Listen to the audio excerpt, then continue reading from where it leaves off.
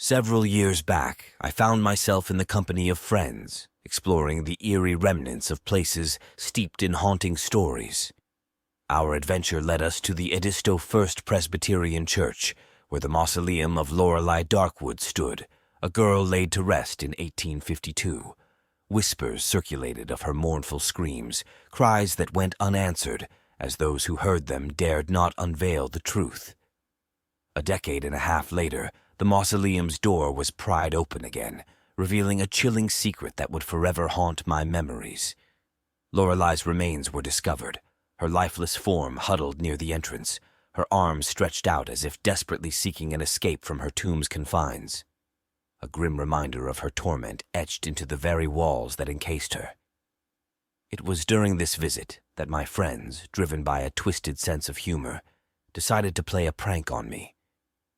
They slammed the massive stone door shut, sealing me inside the mausoleum, and departed with the promise of returning the next morning.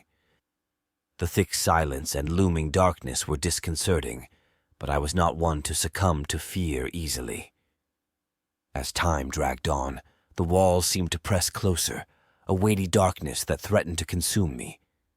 The air grew dense, making every breath a struggle. Hours slipped by, and then I heard it, the faint sound of scratching. At first, I brushed it off as mere imagination, a consequence of my isolation. But the scratching persisted, intensifying into a frenzied rhythm that echoed through the confined space.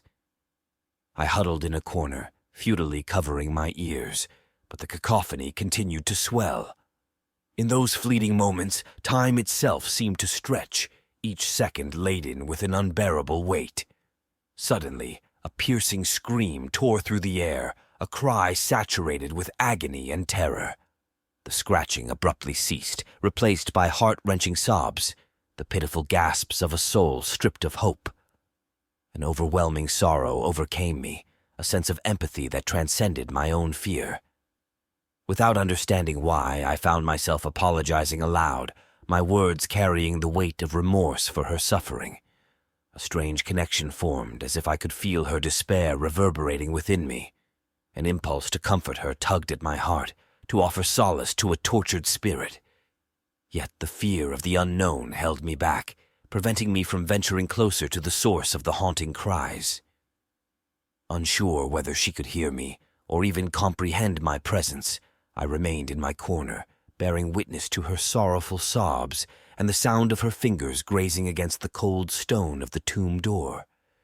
Exhaustion eventually pulled me into slumber, granting me a temporary respite from the haunting sounds that had tormented me. When I awoke, a resounding thud echoed as the mausoleum's door slammed open, heralding the approaching dawn. The soft gray light signaled a new day, hinting that I had slept for several hours. I stumbled out into the open, seeking refuge in a nearby prayer house, where I waited for my friends to arrive. As they gathered around the fallen door, their expression shifted from confusion to shock. The door's interior was marred by bloody streaks, evidence of a struggle that had taken place in the darkness. My friends' eyes met mine, and there was an unspoken understanding that went beyond words. I recounted my experience, ensuring they understood the gravity of the ordeal I had endured.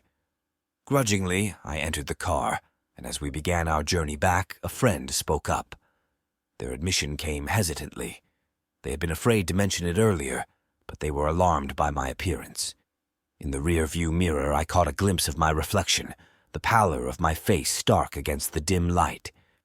Dark streaks, like fingerprints of blood, adorned my cheeks, a chilling testament to the night I had spent in the company of a restless spirit.